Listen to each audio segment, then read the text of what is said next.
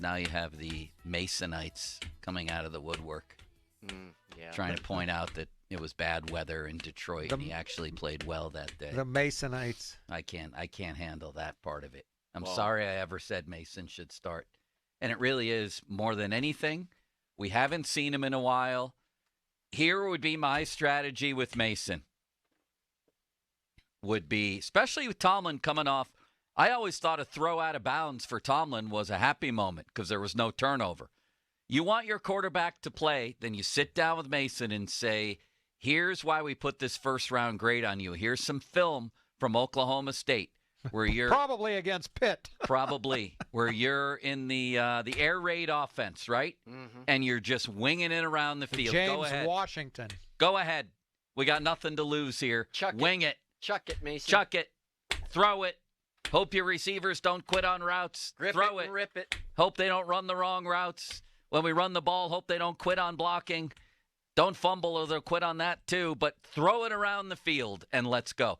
Otherwise, this is a ridiculous move if you're not going to let him throw the football. Throw the ball deep. That's what he does. Yes. He does. Intermediate and deep. Well, I don't know. Does he do that? Did we see him actually do that here? He throws a nice deep ball. Does he? I saw him do it in the preseason. He hit that big one to Calvin Austin, didn't he? I can't even remember the preseason. I think it was. I don't remember. I think it was Mason. That's what some people say, Ron. I don't even know if he throws a good deep ball. He did in college.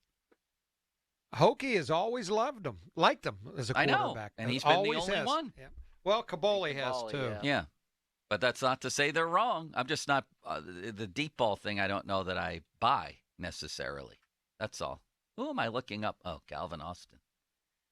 I don't know that I've seen that in the pros. His deep ball, his intermediate ball, and his short ball have all looked questionable to me since he got here. Would you put him in then? Why would you start him then? I've told you many times now, Ron. Because you're it's all morbid relative. curiosity. The other guy sucks too. But you didn't say you thought he was okay.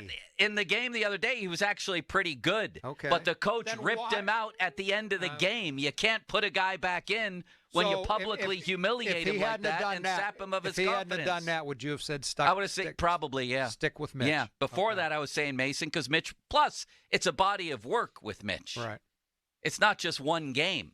In that game, I actually thought Mitch made plays. He made plays on the run. He converted some third, even a fourth and long. He accounted for 2 touchdowns. What were they on third down in that game? Did you see it? I don't know. He accounted for 2 touchdowns, which is one more than they get most of the time. He wasn't the reason they lost, in my opinion. If I was listing their best players in that game, and there wouldn't be many, he would have been one of them. And again, that's an all-time example of damning with faint praise. But there's also the body of work. And Mitch's body of work is not good. But really, Ron, it is, honestly, I'm rooting for the story here. Well, of course. That's why I want Mason to start. And maybe he will throw the ball well. I don't know. But the point is, if you're going to start him and not let him throw the ball down the field, then what are you doing? He had a 76-yard throw his rookie year. Does anybody remember that? No. Nope. You should, Nene. You're the beat writer. I remember his preseason He had at throw. least 5 of those against Pitt in those 2 games. Oh, I remember that.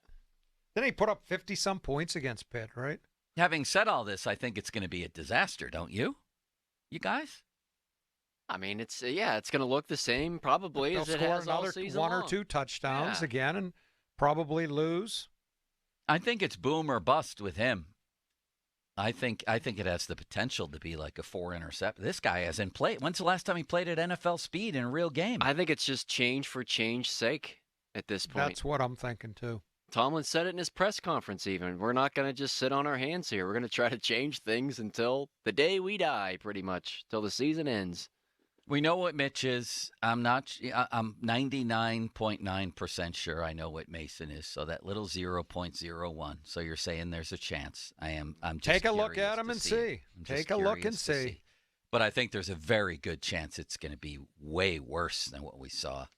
Even How about if he gets it pulled? If Pickett ends up starting again, he might. Because remember, was it last year? Was it Carolina? Right? Yeah.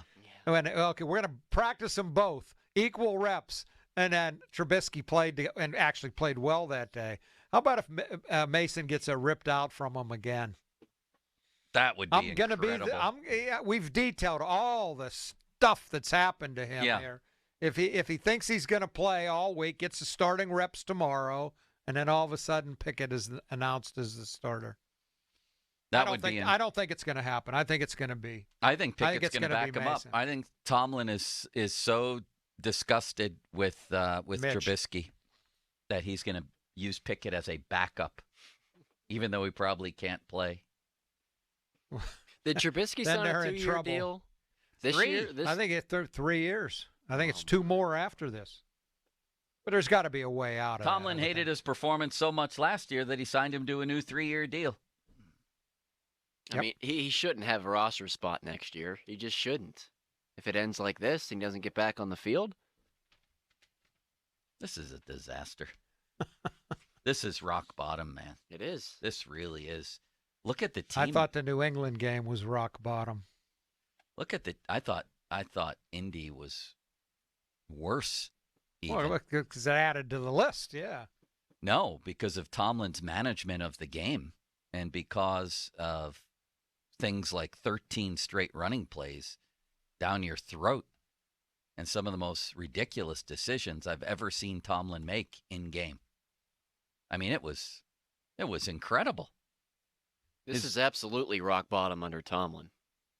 Yes. I think. Yeah. It's almost indisputable at this point. I mean, when has it been worse? Well, these 4 losses in 5 games to these opponents and these opposing quarterbacks. The only time it's been close is 2009 Unleash Hell in December, and that was bad. But you had weren't you just coming off a Super Bowl win? It's a little more palatable when you're coming off a Super Bowl win than this. Do we have Tomlin on the field goal situation, Folsey? So let's go over some of the things Tomlin said today. First, obviously, being Rudolph. He's obviously completely disgusted with Mitch. I don't know what exactly he's surprised about. You know, what did something Mitch did surprise him or piss him off that hasn't happened in every other Mitch start? Almost sounded like that one throw pissed him off. Out of bounds. Yeah, out of bounds throw. Yeah. I think the interception might have been worse. And yet Pickett has made that same throw 1,000 times, the uncatchable out-of-bounds pass to avoid the turnover. I don't know. And he still had a nice chance at a field goal that I think there's probably a 70% chance that Boswell makes. But here's his explanation for that whole situation again. Mike, looking back at the decision not to kick the 57-yard field goal, could you go back over that again? And was Boswell dealing with anything issues? No, he was dealing with nothing. In the play before, I wanted to be aggressive and take a shot down the field. That wasn't afforded to us. And so then I wanted to check the ball down. We didn't. We threw the ball out of bounds, and we didn't improve our field goal positioning. And so we were looking at a 56, 57-yard field goal. With our defense leaking the way that it was leaking, I wanted to maintain a posture where we protected them as opposed to potentially put them in harm's way. And if you miss a long field goal, the defense is working on a short field, and I just didn't feel like we were positioned to expose them in that way. Under normal circumstances, you guys know routinely we don't mind challenging our defense and putting them in challenging circumstances. But given the attrition that it transpired, particularly at the safety position and some things that it transpired right there at the beginning, at the end of the first half, I thought it was more prudent, given the amount of time left in play, to try to work them on the long field and protect the defense. Doesn't make a lot of sense to me. I want to cut the points to 8 and make it a 1-score game. So if your defense is leaking, an extra 10 yards protects them? Well, then he went on to say we were hoping to get better than at the 17-yard line. I mean, how often do you see punts down?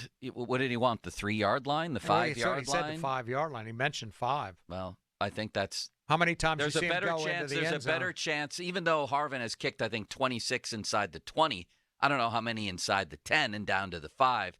I think there's a much higher percentage chance that you make the field goal than get a punt to the 5.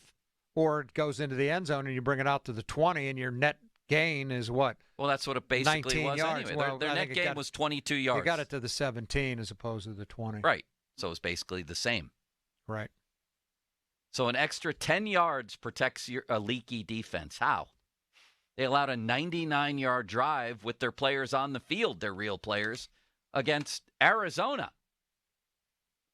It just even they if had already allowed 75 and 74-yard touchdown drives in this game. If you have an opportunity to make it a one-score game, you got to jump on the opportunity. And it's a high percentage chance with Boswell indoors at that length. He just kicked a 56-yarder. That protects you against your defense. To make it a one-score game, it brings you closer. Yes. And you could tell Boswell was really disgusted when he was on the field and then he was pulled off the field.